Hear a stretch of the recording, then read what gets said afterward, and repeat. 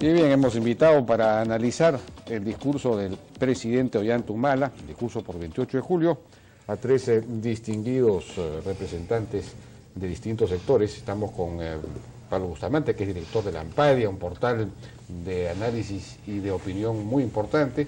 Luego estamos con Pedro Laechea, expresidente de la Sociedad Nacional de Industrias y empresario de primer nivel, y con Gonzalo Prialé, quien es presidente de la AFIN, de la Asociación por el Fomento de la Infraestructura, y vicepresidente de la CONFIEP. Buenas noches, ¿cómo están? ¿Cómo les va? Buenas noches, ¿qué tal? ¿Cómo está? Bueno, rápidamente, su impresión, digamos, primera o general acerca del discurso del presidente Humala, Pablo. Gracias, Jaime. Antes que nada, felices fiestas a todos. Yo creo que el presidente ha mencionado en su discurso algunas cosas que son notorias por la novedad. Ha usado un par de palabras en inglés, ha dicho que hay que promover el inglés. Kit, la palabra kit. Sí. Bueno, ¿no? eso ya Él no lo usaba. Ha dicho que hay que promover el inglés en los colegios, sí, que hay que aumentar las jornadas escolares, ¿no es cierto?, que es una gran deficiencia en secundaria, de la educación. Ha tenido algunos avances importantes. Sin embargo, yo quisiera enfatizar que el Perú ha vivido 12 meses muy negativos, tanto en el aspecto económico, en que se ha parado la economía, y todos somos conscientes de eso hoy día, desde la empresa más grande hasta la más chiquita, hasta el ciudadano, ¿no es cierto? Se ha generado un gran ambiente de desconfianza, ¿no? Hay una confusión general sobre a dónde vamos, ya nadie sabe a dónde vamos, ¿no? Y la popularidad del gobierno también se ha desbarrancado en los últimos 12 meses. Entonces yo creo que este discurso merecía una explicación a los ciudadanos de qué es lo que ha pasado, por qué estamos así, ¿no? Los mensajes conflictivos de los ministros siguen. Esta mañana, por ejemplo, apareció el ministro Gessi diciendo que con su plan de diversificación productiva íbamos a crecer 7-8%. Ya yo vi esta noche en varios noticieros que discutían sobre ese crecimiento que va a traer este plan, que no es cierto, ¿no es cierto? El presidente mismo ha dicho en su discurso sobre el plan de diversificación que eso es para el largo plazo. El ministro que ha puesto las cosas encima de la mesa como deben ser es el ministro de Economía, que ha planteado un programa fiscal de 6.500 millones de soles, ¿no es cierto?, que ha explicado que vamos a crecer paulatinamente desde fines de año y el próximo año, fundamentalmente poniendo en operación los proyectos primarios, mineros, petroleros, etcétera, que es lo que está haciendo México, que es lo que está haciendo Colombia, ¿no? Y por eso ellos crecen y nosotros ahora no crecemos. Y yo quiero mostrar un gráfico que muestra todo lo que ha sucedido y explica de alguna manera, si se puede, no sé si se puede enfocar. ¿Dónde? Ahí está bien, ahí. Este gráfico muestra que por muchos años la cartera de proyectos mineros en Perú y en Chile crecía en paralelo. Y desde el 2011 el electrocardiograma de las carteras mineras peruanas marcó 0, se murió, se quedó plano. Y Chile aumentó su pendiente y después ha empezado a quedar igual como nosotros. Va a bajar, me imagino, con Bachelet, pero evidentemente se ha abierto una brecha. ¿Qué quiere decir eso? Que desde que empezó este gobierno, por obra y gracia de su primer ministro, Xiomi Lerner, yo creo que él oficializó el lenguaje antiminero. Separaron todos los grandes proyectos mineros, empezando por Conga. Nunca se entendió que el crecimiento de la inversión era del sector privado, fundamentalmente en minería. Nunca se quiso entender que ese crecimiento impulsado por la minería creó el sector industrial más grande, más fuerte, más competitivo y más exportador de nuestra historia. Entonces, como no se ha querido entender eso, han inventado nuevos motores, nuevas locomotoras que van a funcionar dentro de una década o de repente 2. Se ha creado una gran confusión. Yo creo que el presidente no tiene claro qué es lo que hay que hacer. Es evidente que apoya lo que programa Castilla, pero el otro señor le habla a la oreja izquierda, ¿no es cierto? Y todavía no ha logrado que el presidente dé un mensaje claro a los ciudadanos de cuál es la dirección. Esa es mi primera opinión. Pero la Echea está de acuerdo con esa, digamos, el presidente en su discurso no ha definido una línea clara, todavía quedan rezagos de la gran transformación. A mí me parece que... No hay gran transformación. Ah, no. Ah, bueno. Me parece que mira, como que ya se han dado cuenta de cuáles son los problemas y hay, digamos, anuncios y orientaciones bien interesantes en este discurso, pero quizás le falta potencia para romper las expectativas negativas, ¿no? Un mayor compromiso. Pero en fin, no sé cuál es su opinión. Mira, lo que Pablo explica, nosotros lo advertimos en su momento, que 67% de lo que compra en la minería en el Perú es industrial, peruano. O sea, eso es importantísimo recordarlo. Entonces se está buscando ahora un tema que se ha llamado diversificación productiva. El plan, hoy ya salió la ley, obviamente una ley es la mitad del problema. Vamos a ver qué trae el reglamento. Pero la discusión es, ¿mejoraremos vía entorno o haremos cherry picking? O sea, escoger qué. Lo segundo sería trágico. O sea, yo sí creo que hoy día... Hay que mejorar las condiciones generales. Lógico, o sea, convertirnos en competitivos. Entonces, la industria peruana es más cara acá o en Colombia, es más cara acá o en México o en Panamá. La gente va a venir a invertir a donde haya retorno. Nadie va a venir o nadie va a ir a una plaza a no ganar plata. Tú tienes que ir a donde hay esa. Entonces, las posibilidades que un programa de diversificación productiva puede identificar son las carencias que hay para el desarrollo de posibilidades. Como decía, este es un tema que tocó Richard Webb en una columna muy interesante, de un economista que viene al Perú, americano creo que es Clay, y revisa una fábrica peruana y una fábrica americana, de la misma tecnología. Adentro de la fábrica las dos tenían la misma productividad. El problema es cuando tú sales a la calle. Los costos comienzan a acumularse y ahí tú no eres competitivo. ¿Tú crees que el gobierno se está desviando hacia este tema de la selección de ganadores en lugar de profundizar en la competitividad? ¿No sé, en este discurso esto ocurre? No creo. Por eso te digo, yo descartaría el segundo. O sea, el cherry picking sería un horror. O sea, la planificación, ya sabemos que 5.000 zapatos en el norte, 5.000 zapatos en el sur y se olvidan los del norte. Y solo tienen 5.000 zapatos derechos. Eso sería realizar una planificación triste, trágica y regresiva. Ya la hemos vivido, no funciona, no aparece.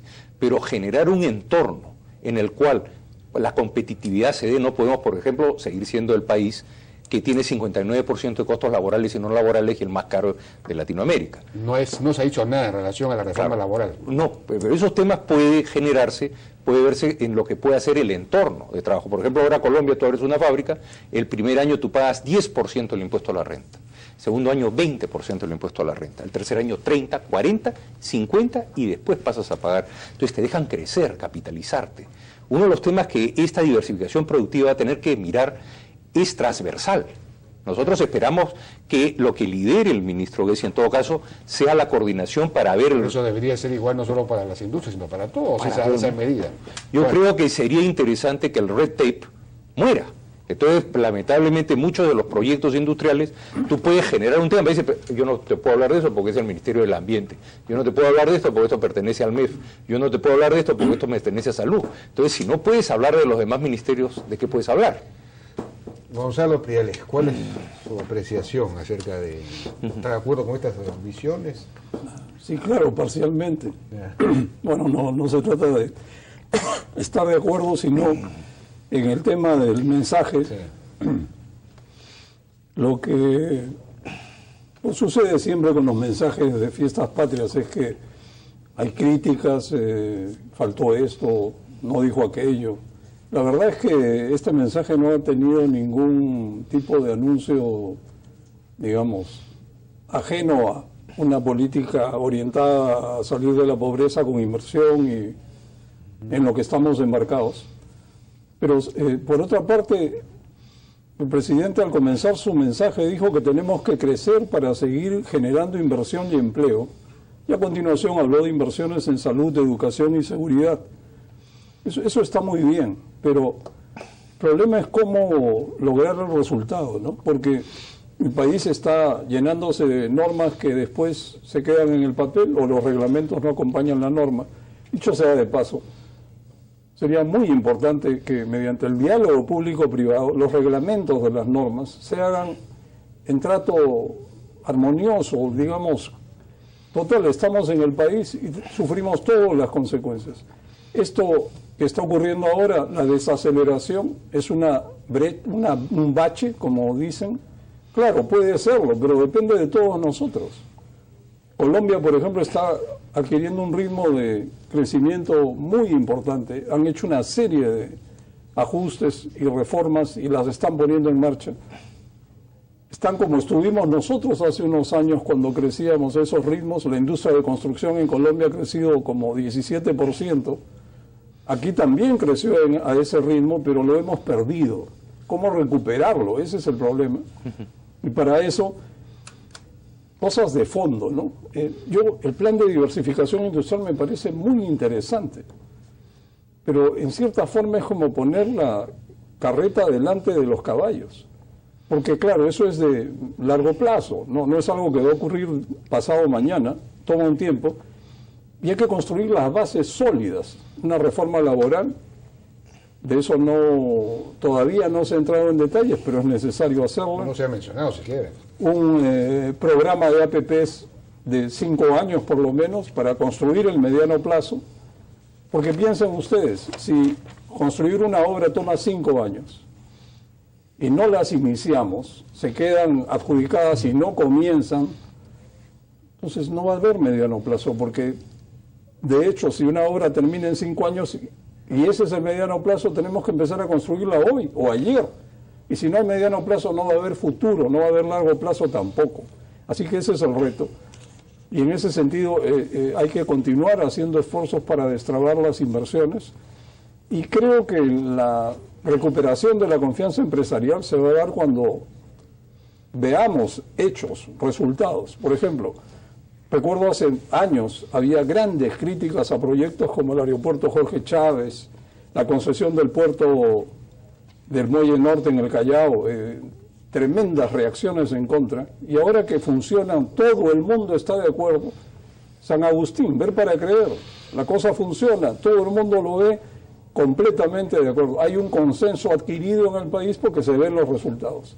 ¿Cómo recuperar la confianza? Logrando resultados. Y para esto necesitamos trabajar en gestión del Estado, porque si no se logra que los funcionarios tomen decisiones, todo lo que pensemos y todas las buenas ideas que existen no se van a materializar. Creo que ese es un reto que tenemos por delante. Bueno, tenemos que ir a una pausa, si me permiten, y regresamos.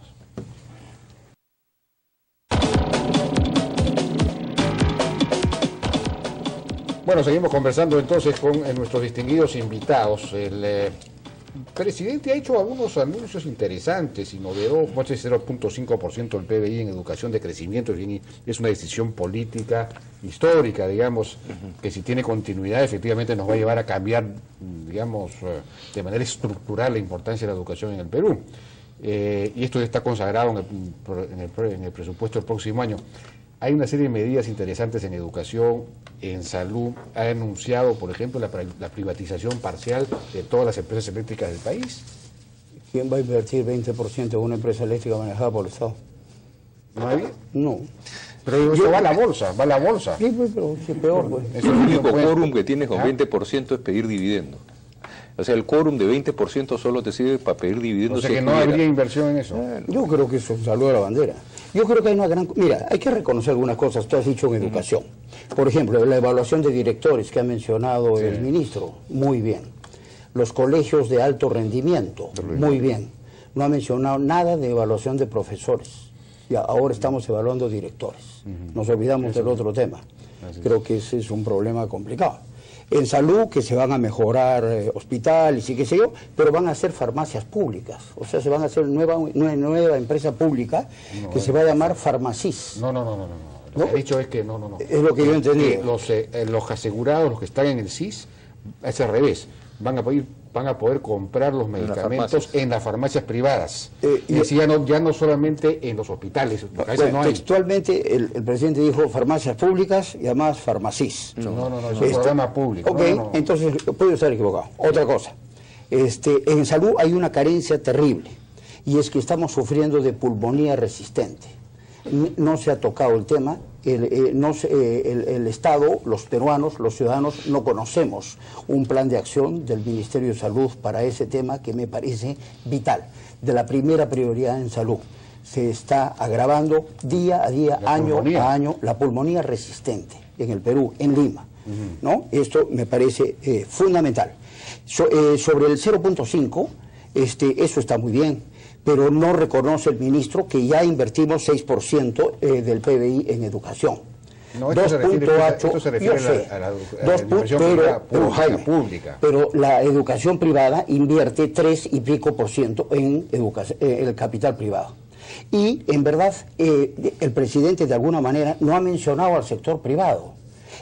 Se ha creado una especie de sector mixto ahora, que se llama APP, Asociaciones Público-Privadas, donde el Estado participa. Eso ya no es el sector privado, es un sector mixto, ¿no?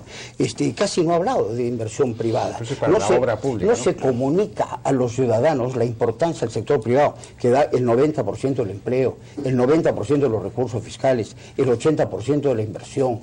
Todavía hay deficiencias en la concepción sobre lo que se necesita tener desde la cúpula del gobierno en conceptos fundamentales para que el Perú pueda efectivamente desarrollar.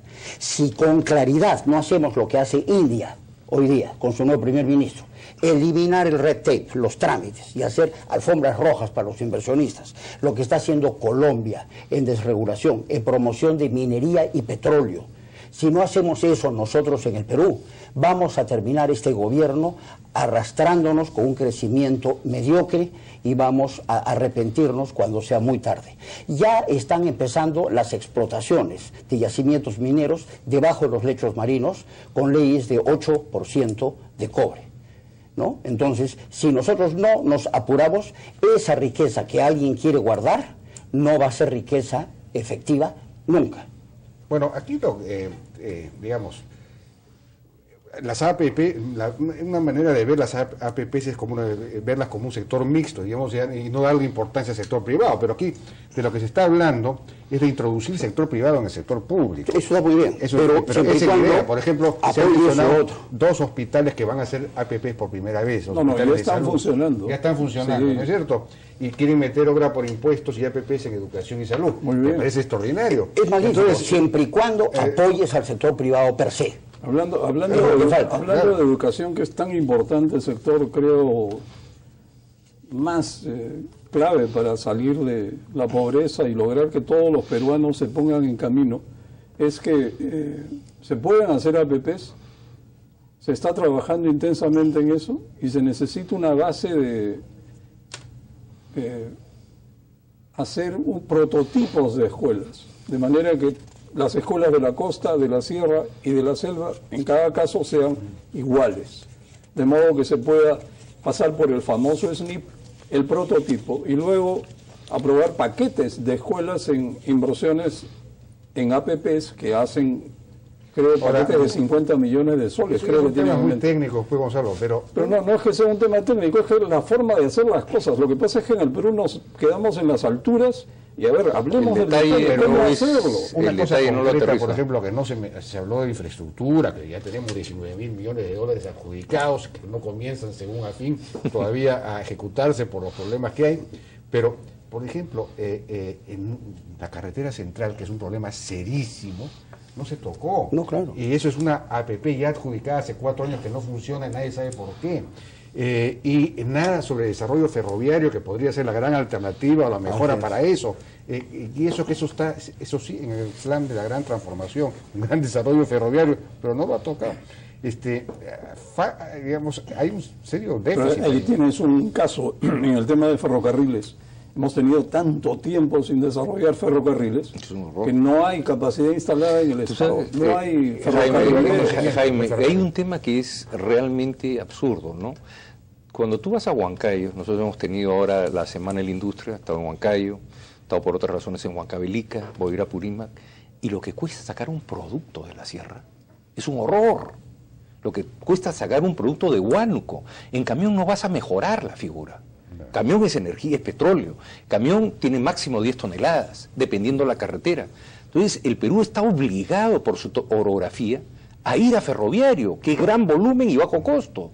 ¿De qué manera puede ser competitivo alguien que produce algo en Huancayo, en la China?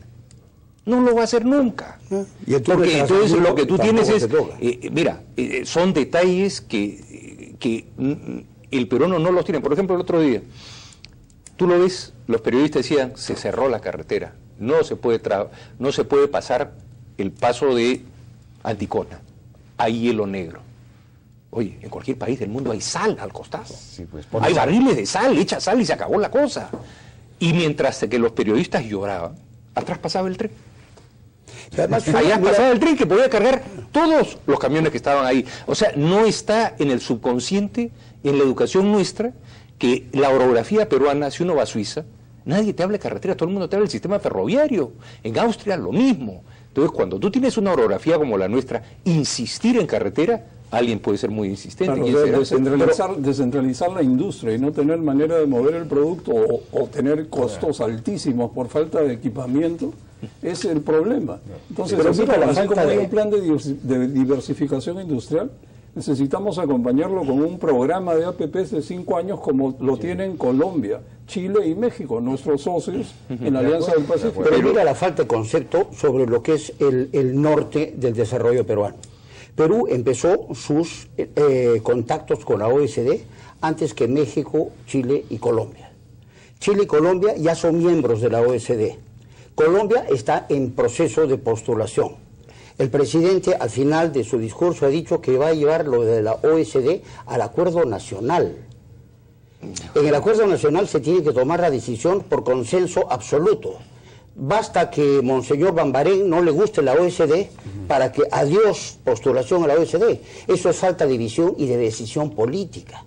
¿Cómo vamos a eliminar la pobreza extrema para el Bicentenario y la desnutrición infantil si es que no sabemos elegir cuál es el camino que debemos tomar? Pero ese es otro tema. Se ha propuesto como meta reducir a 15% la pobreza y sin embargo para eso tendrías que reactivar el crecimiento de una manera espectacular. Tendrías que haber pues, justamente, hecho un shock de reforma para lograr eso. Ahí hay un tema que pone Pablo que es preocupante, ¿no? O sea, yo creo que todas las medidas al final del día en el tema económico, si hay pragmatismo y las cosas no están dando, las cambiamos.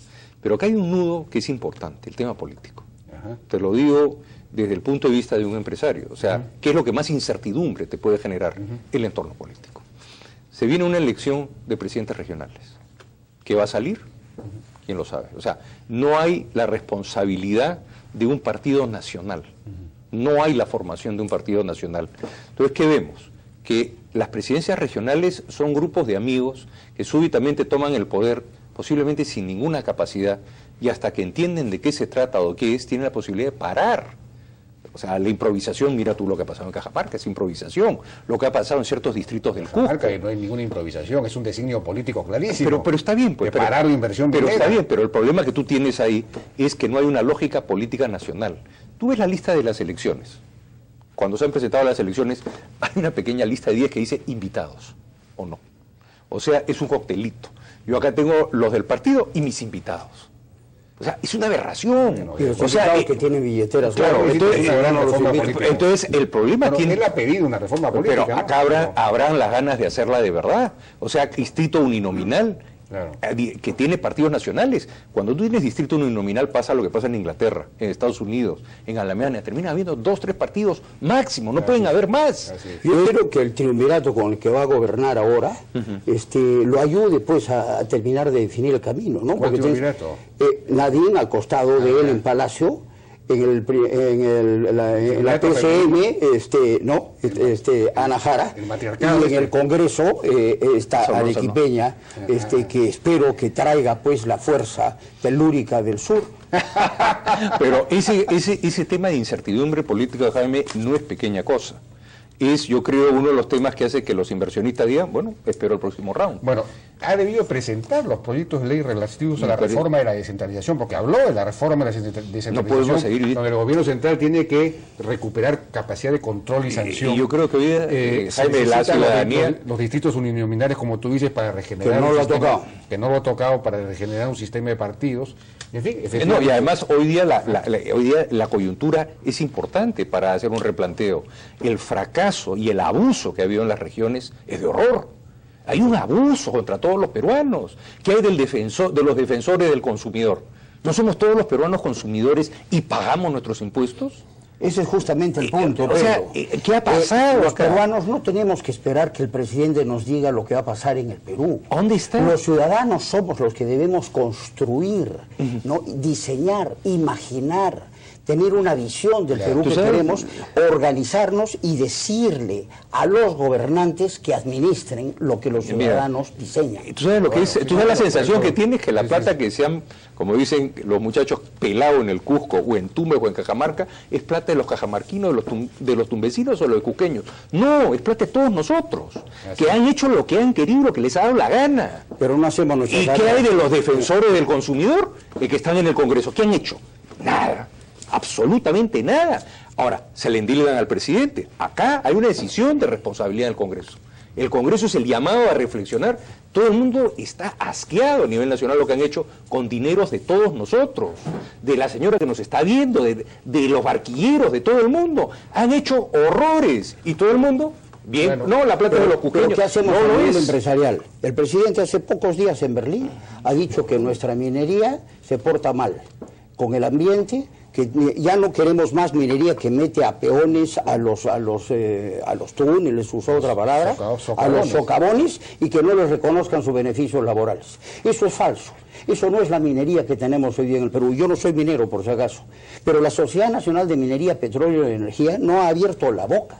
Entonces ellos son tan responsables como el político que toma una mala decisión. Ya no sigo aquí los empresarios, por lo general se callan, salvo Gonzalo Priale. Que no me dejan hablar. Lo que yo noto es que, Gonzalo. Es un designio. Lo que yo noto es que en el tema de equilibrar lo ambiental con lo económico, que ha habido hace poco medidas orientadas a eso, se había perdido el equilibrio. Por eso no hay inversiones en hidrocarburos y los proyectos mineros no salen. Colombia tiene 1 millón de barriles Creo que diarios. Julio Velarde lo mencionó hace un tiempo. 1 millón de barriles diarios de petróleo. El Ministerio del Ambiente se acabaron los proyectos y no salen. El Ministerio del Ambiente a lo mejor termina eso también. Esto es difícil de balancear, pero hay que encontrar el equilibrio porque no se trata de sacrificar el medio ambiente, pero mucho menos sacrificar los proyectos. Ambas cosas tienen que cuidar el medio ambiente, es de higiene. Eso se ha enfrentado, ese tema del gobierno sí lo ha abordado. Una vez más, se ha enfrentado en el papel.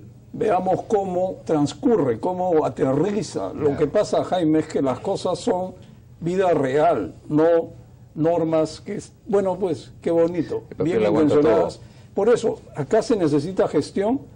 El ministro Castillo está haciendo una muy buena gestión, hay que apoyarlo. Así es. Y ojalá se terminen estos contravientos ambientales que en realidad han frenado la inversión en el también, país. por ejemplo, hablando de gestión, la ley de servicios civiles fundamental es una reforma pues de fondo, ¿no? No se ha sí lo ha mencionado. Lo ha mencionado, pero no ha anunciado metas, no ha dicho cuántas entidades van a entrar este año. Ha hablado conceptualmente, meritocracia y resultados en el servicio civil, pero es lo fundamental para el Perú, porque es probable que nunca tengamos políticos que realmente estén a la altura de lo que necesitamos para convertir al Perú en el país exitoso que tiene que ser. Claro. Entonces, si no tenemos una capa de funcionarios públicos en el servicio civil de altísimo nivel de rendimiento, como hacen en el Asia, como inventaron en Singapur, como se copió Deng Xiaoping para la China, ¿no es cierto? Jamás vamos a Pero tiene salir. que convertir esa reforma en una ilusión nacional. Así es. Bueno, ahora van a entrar estas entidades, ¿cuántas van a entrar este año? ¿Cuántos van? Ahora los ministros, por ejemplo, han tenido un sueldo adicional por el 28 de julio. ¿Por qué? Porque ya están en la ley de servicio civil. En cambio, todos los funcionarios comunes y corrientes solamente les han dado 200 porque no están en la ley de pero deberíamos haberle pagado un porcentaje del crecimiento, pues entonces hubieran tenido que devolver plata. Así es, efectivamente. Los ministros que eso pasa en Singapur. Así es. Si creces, tienes bono. No, si bajas, y un ministro puede ganar hasta 2 millones de dólares. Eso hay que incluirlo en la ley de servicio civil. Un ministro en Singapur puede llegar a ganar 2 millones de dólares. Un buen funcionario funcionario público en Singapur puede ganar $2 millones al año, ¿no? Pero tiene que producir resultados para el país. Sí, pues, ¿No? Tenemos que mirar qué está pasando en el Pero no perdamos el ojo que mucho de esto va a depender del entorno político.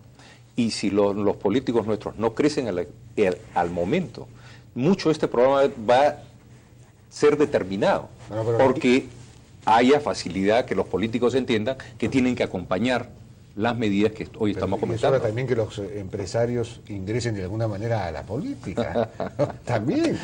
Cosas pasarán. Porque los empresarios ahora tienen una identificación nacional mucho más grande, ¿no? Son más importantes y les interesa el destino del país porque es el destino suyo y propio. Como Fernando Sillones en Ica. Como Fernando formidable. Sillones en Ese Ica. es un ejemplo que hay que seguir. Sobre todo, que Gonzalo siga pues en alguna región. Tú eres arequipeño. ojalá. En Arequipa. Ojalá. Bien, muchísimas gracias, ya nos ha ganado el tiempo, pero en fin, siempre es interesante discutir sobre el país y el destino nacional y lo que hay que hacer para mejorar y salir adelante lo más rápidamente posible y eliminar la pobreza. Muchísimas gracias a Pablo Bustamante, Pedro Lachea y Gonzalo Priale. Nos despedimos hasta el día de mañana. Muy buenas noches.